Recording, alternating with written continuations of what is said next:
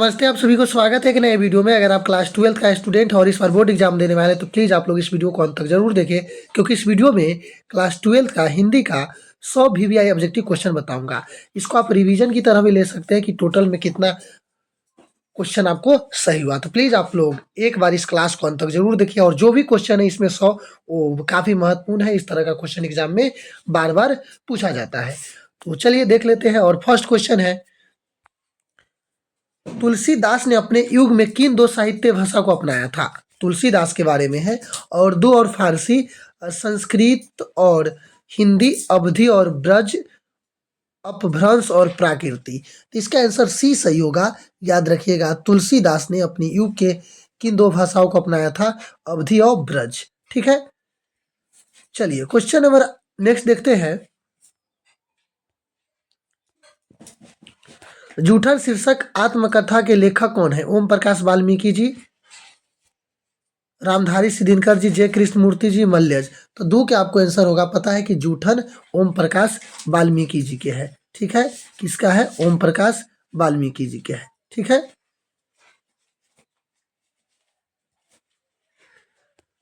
Question number 3 है, मल्यज का मूल नाम बताइए। मल्यज का मूल नाम बताना है। निर्मला कुमार श्रीवास्तव, भरत जी श्रीवास्तव, इनमें से कोई नहीं, राजीव कमल श्रीवास्तव। तो 3 के आपको आंसर सही होगा। भरत जी श्रीवास्तव, ऑप्शन बी सही होगा। ठीक है, क्वेश्चन नंबर 4 है, किस पाठ में आया है आदमी भी है अर्थात को जीता ही नहीं, यथार्थ को रचता भी है? अर्धनारीश्वर, हंसते हुए मेरा अकेलापन, शिक्षा और सिपाही की माँ। तो 4 के आंसर आपको सही होगा। हंसते हुआ मेरा अकेलापन। ठीक है, तिरछी शीर्षक त्रिछ शीर्षक कहानी के कहानीकार के नाम बताइए। उदय प्रकाश, स्वयं प्रकाश, प्रेमचंद्र, अज्ञा जी। तो 5 के आपको आंसर सही होगा। याद रखिएगा, उदय प्रकाश जी त्रिछ शीर्षक कहानी के लेखक है। किस पाठ में आया है, अगर त्रिछ को देखा तो उससे भी आंख मत मिलाओ, आंख मिलते ही वह आदमी का गंध पहचान लेता है और पीछे लग जाता है, फिर तो आदमी चाहे पूरे पृथ्वी को चक्कर लगा ले, त्रिछ पीछे पीछे आता है। तो त्रिछ आपको पता है कि इस पाठे के नाम है त्रिछ। समझे? ऑप्शन यही सही होगा, ऑप्शन डी। क्वेश्चन नंबर 7 है, जय कृष्णमूर्ति क्या थे? जय कृष्णमूर्ति क्या थे? राज शिक्षक, देश शिक्षक, गांव शिक्षक, विश्व शिक्षक। ऑप्शन सी इसका सही होगा, विश्व शिक्षक। किस खंड की प्रस्तावना में कहा गया है, भिगो दूंग अग जग जग के छोर? काव्य खंड, गद्य खंड, प्रतिपूर्ति, इनमें से कोई नहीं। 8 के आपको आंसर सही होगा, काव्य खंड। ठीक है, करबक शीर्षक कविता किसने लिखी है? मलिक मोहम्मद जायसी, तुलसीदास, सूरदास, कबीरदास। तो 9 का आंसर आपको सही होगा, मलिक मोहम्मद जायसी। किसने लिखा है, भोजन करी नंद अचमल निन्हे मांगत सूर जुठनिया? तो इसमें आपको होगा 10 का। याद रखिएगा, किसने लिखा है, भोजन करी नंद अचमन लिन्हे मांगत सुर जुठानिया? तो 10 के आपको ऑप्शन सही होगा। यह बात सूरदास ने कहे थे। सूरदास के दीक्षा गुरु कौन थे? तो 11 के आपको आंसर होगा, महाप्रभु वल्लभ भाचार्य, महाप्रभु रामानंदचार्य, रामानंद विठलनाथ। तो इसका आंसर आपको सही होगा, ऑप्शन ए, महाप्रभु वल्लभाचार्य। नाभादास किनके शिष्य थे? अग्रदास के, रामानंद के, वल्लभाचार्य को, विठलनाथ के। तो 12 के आपको आंसर होगा अग्रदास। ठीक है, क्वेश्चन नंबर 13 है, तुलसीदास के माता पिता का क्या नाम था? हुलसी एवं आत्मराम दुबे, लस्सी एवं आत्म दुबे, कुल्फी एवं परमात्मा दुबे, राबड़ी एवं परमात्मा दुबे।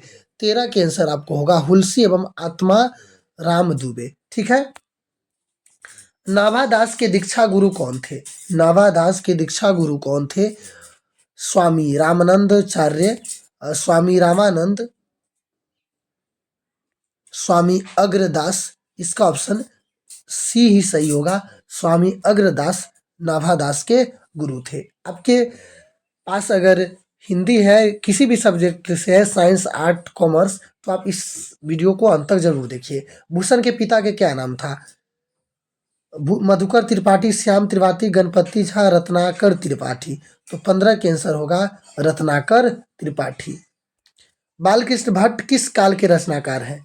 आदिकाल, भक्ति काल, रीति काल, आधुनिक काल। तो 16 के आंसर होगा, याद रखिएगा, आधुनिक काल के। ठीक है। बालकृष्ण भट्ट निवास स्थान कहाँ था? समस्तीपुर बिहार, पटना बिहार, वाराणसी उत्तर प्रदेश, इलाहाबाद उत्तर प्रदेश। 17 के आंसर आपको सही होगा, इलाहाबाद उत्तर प्रदेश। उसने कहा था किस वर्ष की रचना है?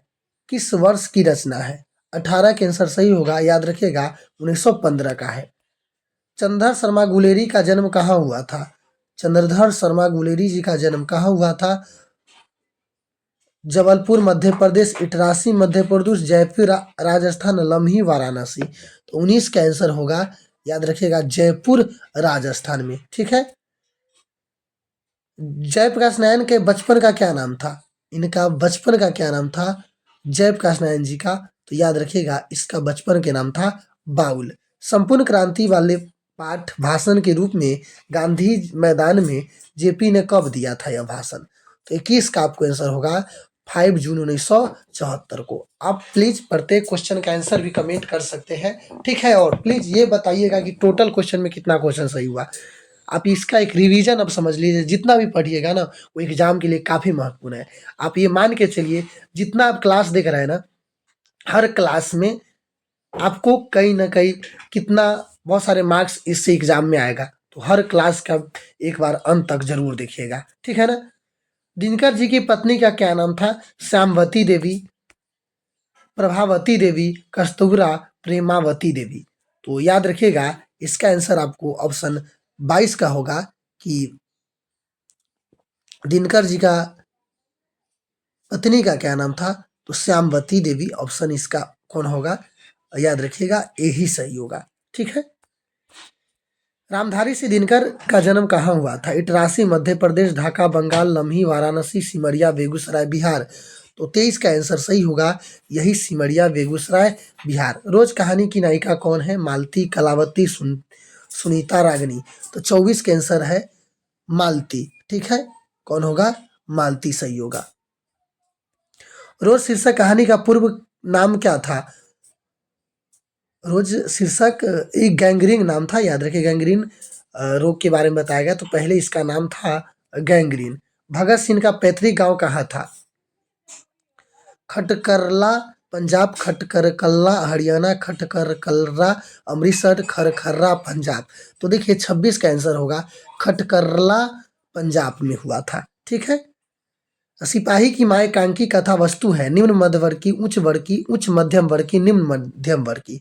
तो 27 होगा, निम्न मध्य वर्ग की। जगदीश चंद्र माथुर जी का जन्म कहाँ हुआ था?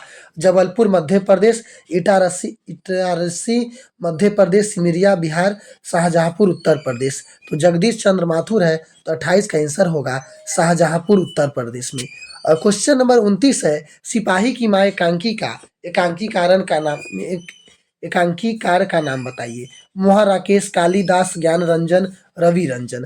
तो 29 का आपको आंसर सही होगा, मोहन राकेश। किस पात्र का कथन है, भैया मेरे लिए जो कड़े लाएंगे वो ताड़े और बंतों के करों से भी अच्छे होंगे ना? यह मुन्नी कही थी, विष्णु कही थी, कुंती कही थी, दीनू कही थी। तो 30 का आंसर होगा कि यह बात आपको पता है कि मुन्नी ने कही थी। ठीक है ना। कविता शीर्षक पाठ के रचयिता कबित है। कबित पाठ शीर्षक की रचयिता कौन है? भूषण विहारी, चिंतामणि त्रिपाठी, घनानंद। तो 31 का आपको आंसर होगा भूषण, याद रखिएगा। क्वेश्चन नंबर है, तुमुल कोल्हाल कलह में शीर्षक कविता का लेखक कौन है? तो 32 के काफी आसान है, जयप्रकाश। देखिए, आप हर चैप्टर का एक चीज याद रखिए, आपका हिंदी के जो भी काव्य और गद्य वाला है, दोनों में से आप एक कोशिश कीजिएगा कि कौन चैप्टर का लेखक कौन है, और लेखक के बारे में 2-4 लाइन याद रखिएगा। उसका जन्म कब हुआ था, कहाँ हुआ था। आपको 25 से 30 नंबर तो इसी से सही हो जाएगा। ठीक है ना, याद रखिएगा। तो 32 के कौन सही होगा? 32 का ये। 33 है, तुमुल कोल्हाल कलह में शीर्षक कविता किस पुस्तक से ली गई है? तो 33 का आंसर सही होगा, याद रखिएगा, कमाइनी, झरना, आंसू, लहर। तो 33 का आंसर होगा कमाइनी। ठीक है। कवित्री सुभद्रा कुमारी चौहान का जन्म कहाँ हुआ था? तो 34 का आंसर याद रखिएगा, सुभद्रा कुमारी चौहान पढ़े हो, पुत्र वियोग। ठीक है। एक ये भी है, पढ़े होंगे, झांसी वाली लाड़ी, खूब लड़ी मर्दानी वो तो झांसी वाली रानी थी, इन्हीं का है, ठीक है ना। और ये जो भी कवि मतलब कविता रचती है ना, वो काफी अच्छे रहते हैं, ठीक है ना, बहुत अच्छा। और इनका कविता रहते हैं, किनका, सुभद्रा कुमारी चौहान का। 34 है, कवित्री सुभद्रा कुमारी चौहान का जन्म कहाँ हुआ था, तो निहालपुर इलाहाबाद उत्तर प्रदेश में हुआ था। कवियों में कवि किसे कहा जाता है, कवियों में का कवि किसे कहा जाता है, 35 का आंसर होगा शमशेर सिंह बहादुर सिंह का, ठीक है। शमशेर सिंह बहादुर याद रखिएगा, कवियों का कवि कहा जाता है किसको, शमशेर सिंह बहादुर सिंह। इनका आप उषा पढ़े होंगे, इन्हीं का है, ठीक है ना, काव्यखंड उषा।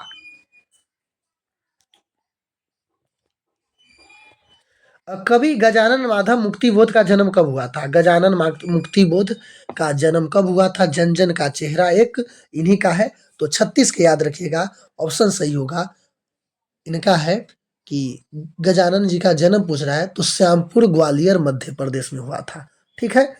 किस कविता संग्रह पर रघुवीर सहाय को साहित्य अकेडमी पुरस्कार मिला है, और रघुवीर सहाय जी का साहित्य अकेडमी पुरस्कार मिला है किस पर, हंस हंसो हंसो जल्दी हंसो आत्महत्या के विरुद्ध लोग भूल गए हैं सीढ़ियों पर धूप में। तो 37 का आंसर सही होगा, याद रखिएगा, लोग भूल गए हैं। और क्लास 12 में इनका पूछ पढ़े होंगे, अधिनायक कविता इन्हीं का है, ठीक है। और प्यारे नन्हे बेटे के शीर्षक कविता कवि का नाम बताइए। प्यार नन्हे बेटे के विनीत कुमार शुक्ल, ज्ञानेंद्र पति, अशोक वाजपेयी, रघुवीर सहाय। तो प्यारे नन्हे बेटे के यह विनोद कुमार शुक्ल का है। अशोक वाजपेयी का तो याद है हार का जीत है, और ज्ञानेंद्र पति का तो आपको पता है कि गांव का घर है। कवि विनोद कुमार शुक्ल का निवास कहाँ है, इटरासी मध्य प्रदेश, कटमुकुआ बिहार, वाराणसी उत्तर प्रदेश, रायपुर छत्तीसगढ़। तो 39 का याद रखिएगा, 39 का आपको ऑप्शन सही होगा, रायपुर छत्तीसगढ़ में, ठीक है। इतने पास अपने शीर्षक संकलन किस कवि द्वारा लिखा गया है, विनोद कुमार शुक्ल, ज्ञानेंद्र पति, अशोक वाजपेयी, शमशेर सिंह बहादुर। तो 40 का आंसर होगा शमशेर सिंह बहादुर, ठीक है, शमशेर सिंह बहादुर सिंह है।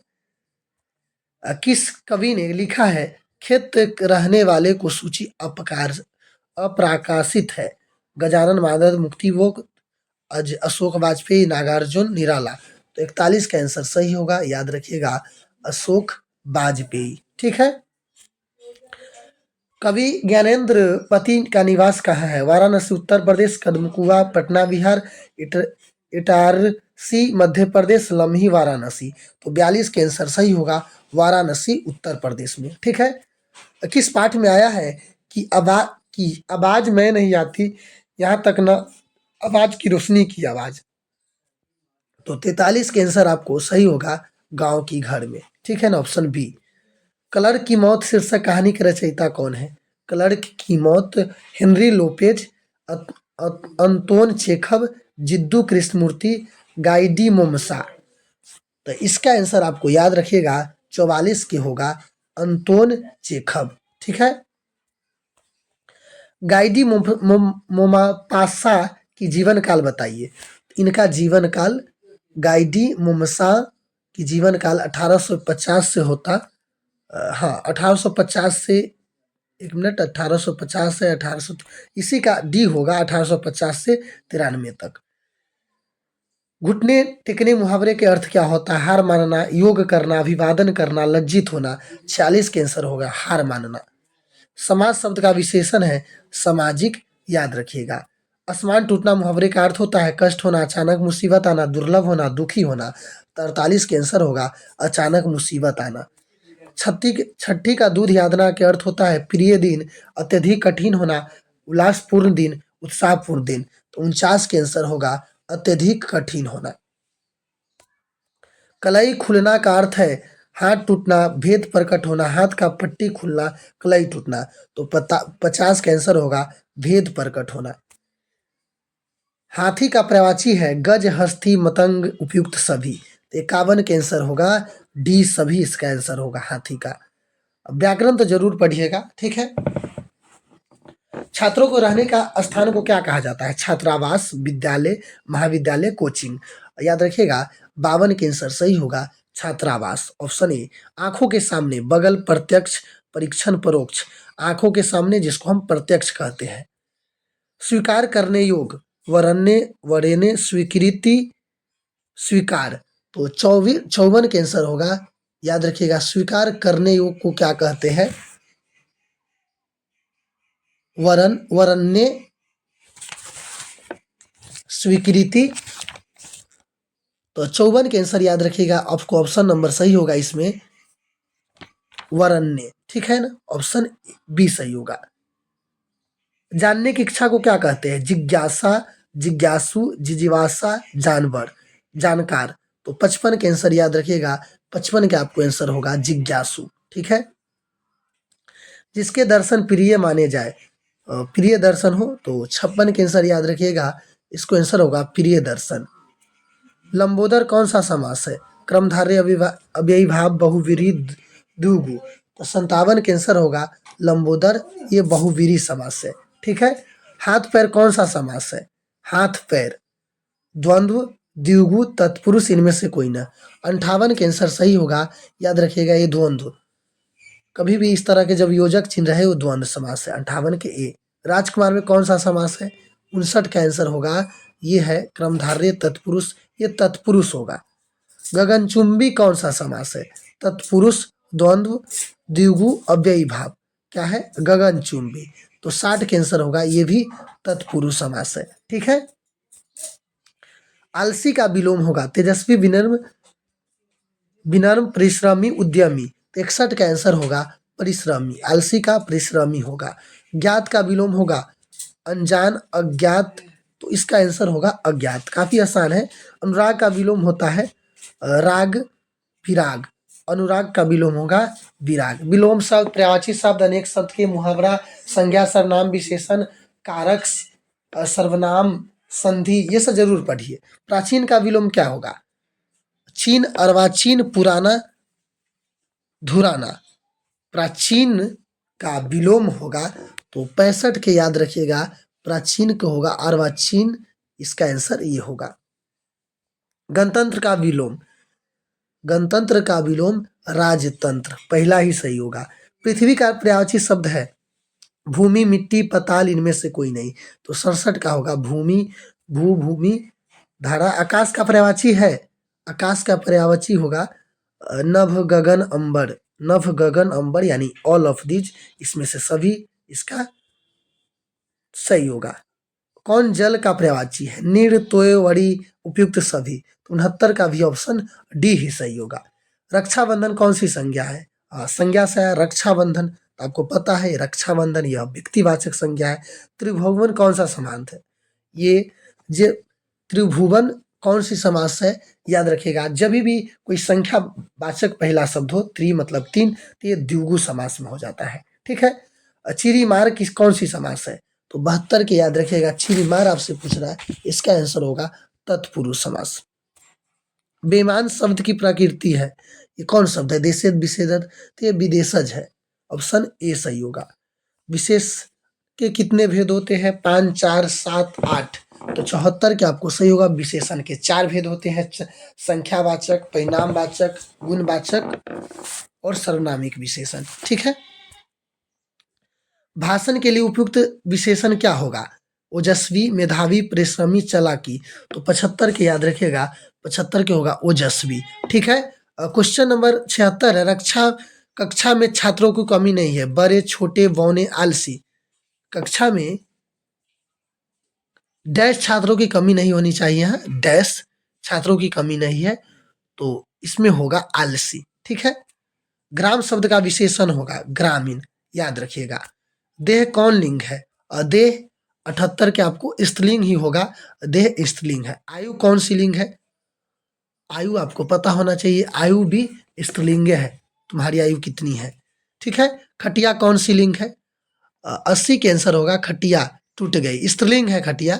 ठीक है ना, याद रखिएगा। ईंट से ईंट बजाना, ये मुहावरा के अर्थ होता है अनहोनी होना, विनाश करना, विकास करना, लड़ाई करना। 81 के होगा ईंट से ईंट, मुहावरा के बजाना, अनहोनी होना, विनाश करना, विकास करना, लड़ाई करना।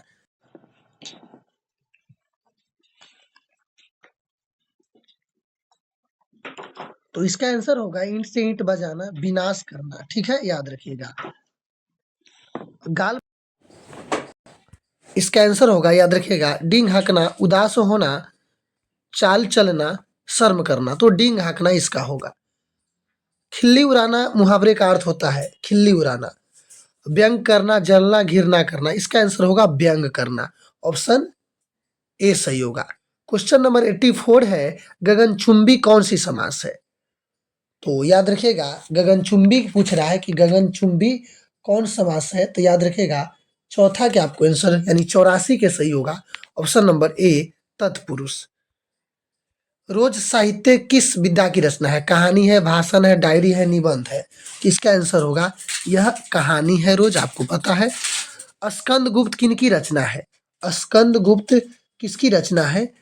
सूरदास के, नाभादास के, जयशंकर प्रसाद के, तुलसीदास को? तो इसका आंसर होगा जयशंकर प्रसाद के। सुंघनी साहू परिवार किससे संबंध था? निराला से, दिनकर से, महादेवी से, जयशंकर प्रसाद से? इसका ऑप्शन डी सही होगा। रोज शीर्षक कहानी के कहानीकारक कौन है? तो इसका आंसर होगा प्रेमचंद्र, जयशंकर प्रसाद, सच्चिदानंद, हीरानंद, अक्षय अज्ञ, इनमें से कोई नहीं। तो याद रखिएगा ऑप्शन इसका होगा कि रोज शीर्षक कहानी किनका है? इनमें से कोई नहीं। इसका ऑप्शन कौन सही होगा? याद रखिएगा ऑप्शन, एक मिनट, रोज है ना, रोज होगा, अज्ञे जी यहाँ है, यानी सच्चिदानंद, हीरानंद, वसन, अज्ञे जी। ठीक है, सही होगा सी। जयशंकर प्रसाद जी का जन्म कब हुआ था? जयशंकर प्रसाद जी का जन्म कब हुआ था? ऑप्शन है 1885, 1891, 1889, 1895। तो इसका आंसर सही होगा, याद रखिएगा ऑप्शन बी 1889। चंद्रगुप्त किनकी रचना है? सूरदास, नाभादास, जयशंकर प्रसाद, तुलसीदास? तो इसका आंसर होगा जयशंकर प्रसाद। ठीक है, कौन सही होगा? जयशंकर प्रसाद। 11 है, निम्नलिखित में कौन रोज कहानी का मुख्य पात्र है? मालती, महेश्वर, टिट्टी, इनमें से कोई नहीं। तो इसका प्रमुख पात्र है मालती। जयशंकर प्रसाद कवि थे, समन्वयवादी, पृथकतावादी, छायावादी? इसका ऑप्शन बी सी सही होगा, छायावादी। झांसी की रानी किनकी रचना है? मैं बताया हूं कि सुभद्रा कुमारी चौहान की है। भगत सिंह कैसी मृत्यु को पसंद करता था? अपराध के बदले दी गई फांसी, देश सेवा के बदले दी गई फांसी, दुर्घटना में मृत्यु? इसका ऑप्शन बी सही होगा। तुमुल कोल्हा कलम में शीर्षक कविता के कवि कौन है? जयशंकर प्रसाद, स्मितानंद पद, महादेवी वर्मा? तो याद रखिएगा इसका आंसर है जयशंकर प्रसाद। पथभ्रष्ट कौन सी समास है? तो क्रमधारय तत्पुरुष, ये तत्पुरुष होगा। ठीक है, याद रखिएगा। देश सेवा में समास बताइए। तो होगा 97 के क्रमधारय द्विगु तत्पुरुष बहुव्रीहि। तो 97 के आंसर सही होगा देश सेवा में, यह भी तत्पुरुष समास है। ठीक है ना, याद रखिएगा कौन समास है? तत्पुरुष। 98 है, जो स्त्री सूर्य भी नहीं देख पाती उसे कहेंगे असूर्यापस्या, अनुधा, सूर्यपुत्री, असूर्यश्यामा? तो 98 के आंसर सही होगा ए असूर्यपस्या। जिसका कोई शत्रु पैदा न हो उसे क्या कहते हैं? स्कंदगुप्त, अजात शत्रु? इसका आंसर होगा अजात शत्रु। 100 है, तारा का लिंग बताइए। तारा का लिंग बताए तो आपको पता होना चाहिए कि तारा कौन लिंग है, पुल्लिंग, स्त्रीलिंग, उभयलिंग, इनमें से कोई नहीं। तो 100 का आंसर सही होगा ए, तारा पुल्लिंग है। तो यही 100 क्वेश्चन था। मुझे उम्मीद है कि यह क्वेश्चन आपको समझ में आया होगा और काफ़ी ज़्यादा क्वेश्चन आप सही किए होंगे। आप लोग 100 में 100 कितना क्वेश्चन सही किए ये कमेंट करके हमें ज़रूर बताइएगा। तब तक के लिए इस वीडियो को आपको देखने के लिए बहुत बहुत धन्यवाद। फिर मिलते हैं एक नए वीडियो के साथ। जय हिंद, जय भारत।